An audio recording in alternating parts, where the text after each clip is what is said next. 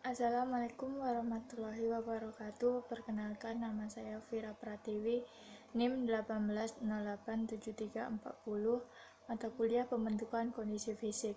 Baik, di sini saya akan mempresentasikan buku Tudor Obumpah pada bab 5. Pada bab 5 menjelaskan bahwa latihan adalah proses yang sangat kompleks yang diatur dan direncanakan dalam berbagai fase yang dilaksanakan secara berurutan. Prestasi puncak untuk sebuah kompetisi sangat kompleks. Itu tidak dapat direalisasikan dalam waktu yang singkat, melainkan dicapai dengan berurutan dan kumulatif. Sebelum keadaan memuncak, kemajuan harus dilakukan melalui bagian-bagian dalam latihan. Memuncak adalah keadaan biologis istimewa yang ditandai dengan kesehatan sempurna. Keadaan fisiologis optimal diekspresikan melalui kemampuan beradaptasi yang cepat terhadap rangsangan latihan dan tingkat pemulihan yang baik setelah latihan dan kompetisi. Dalam jurnal Investigating the Optimal Psychological State for Peak Performance in Australian Elite Athletes mengatakan bahwa kinerja puncak didefinisikan untuk peserta sebagai episode fungsi yang unggul dan menghasilkan hasil kinerja yang optimal yang melebihi dari kinerja sebelumnya.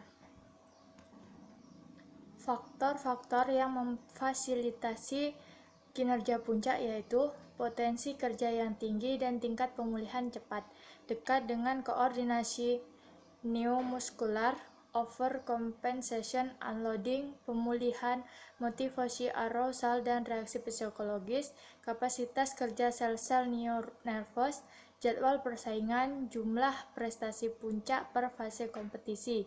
Semua itu merupakan faktor-faktor untuk mencapai prestasi puncak atau kinerja puncak. Dipercayai bahwa 7-10 kompetisi cukup untuk mencapai tingkat kesiapan yang tinggi untuk kompetisi besar atau resmi. Juga dalam rencana latihan tahunan atau siklus tunggal.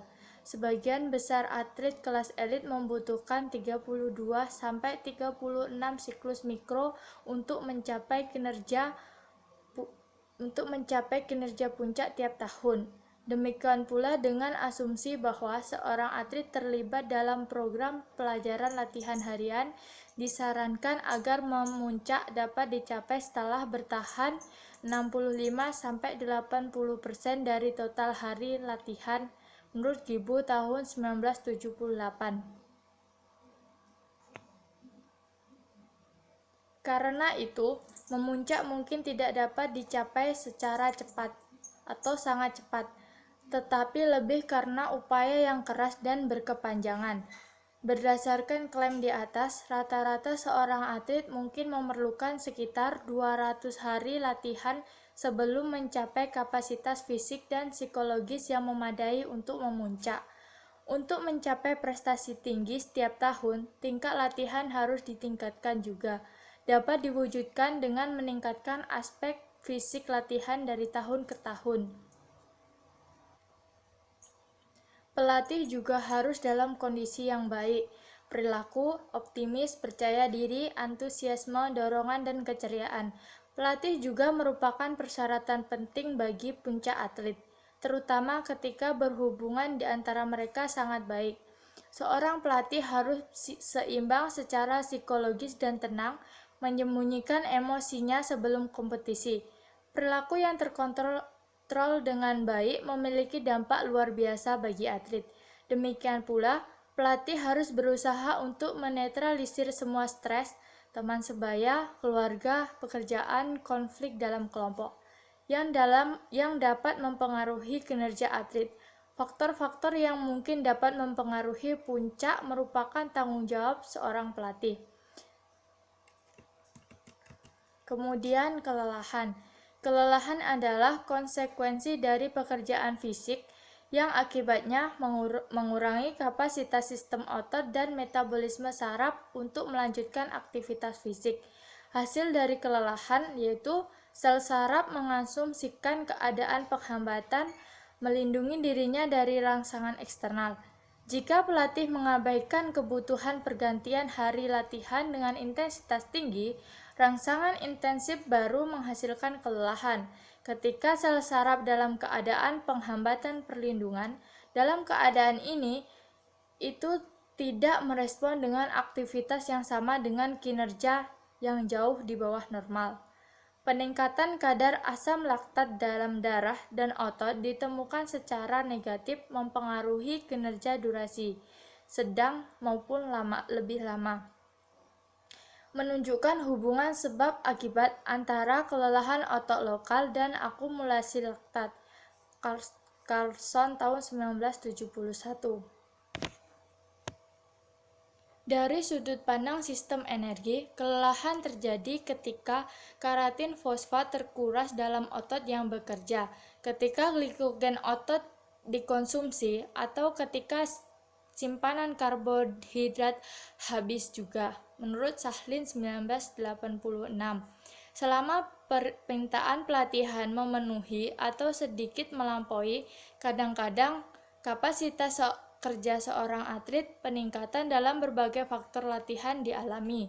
Sebagai hasil dari pengepusan atlet untuk kelelahan diperoleh, tetapi dalam kondisi normal pulih dalam waktu 12-24 jam.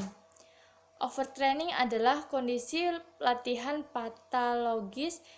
Ini adalah hasil dari mengabaikan rasio pemulihan kerja dan mengepos atlet untuk latihan intensitas tinggi ketika dia dalam kondisi kelelahan. Rasio pemulihan adalah fungsi dari intensitas latihan. Dalam jurnal Preventing Overtraining in Athletes in High Intensity Sport and Stress Recovery Monitoring mengatakan bahwa stres dari latihan, kompetisi, dan faktor gaya hidup telah diakui sebagai penyebab utama dari overtraining dan kinerja yang buruk dalam olahraga. Littman et al. Tahun 1999. Di dalam bab 5 juga dijelaskan dalam tabel tentang kegiatan yang dapat menyebabkan atau memfasilitasi overtraining. Yang pertama, kesalahan pelatih. Melihat pemulihan permintaan yang lebih tinggi dari kapasitas atlet.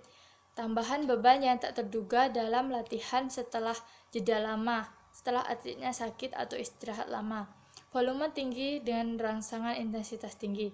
Kemudian kegiatan yang menyebabkan atau memfasilitasi overtraining dari gaya hidup atlet. Tidak cukup waktu tidur, program harian yang tidak terorganisir, merokok, alkohol dan kopi, fasilitas tempat tinggal, bertengkar dengan teman sebaya, diet yang buruk, selalu hidup yang gelisah. Kemudian lingkungan sosial.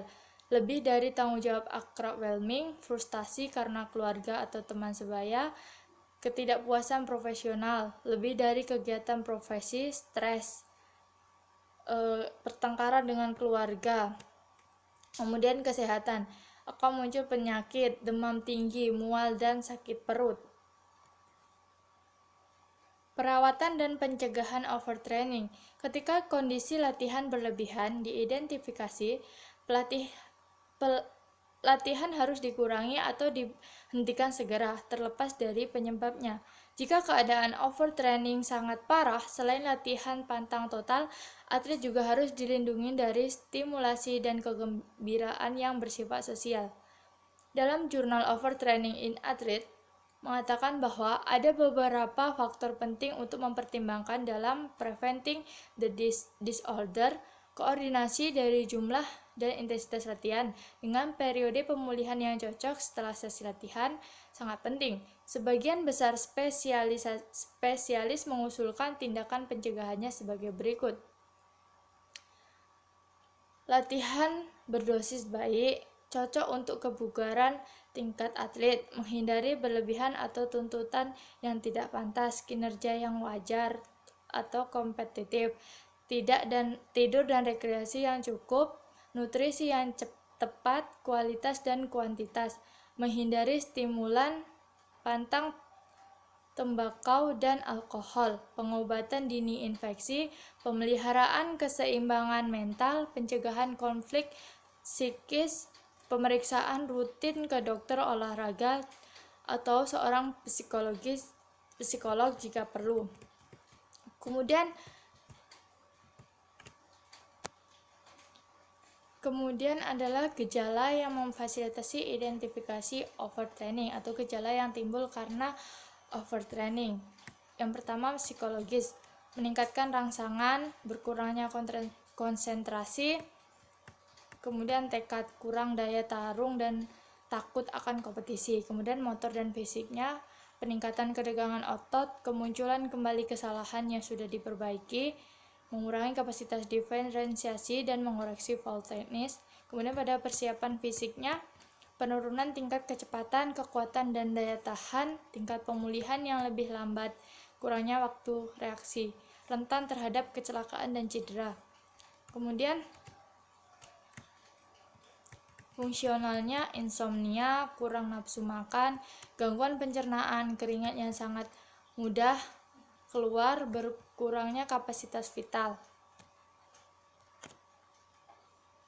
Israel tahun 1963 mengidentifikasi dua jenis overtraining.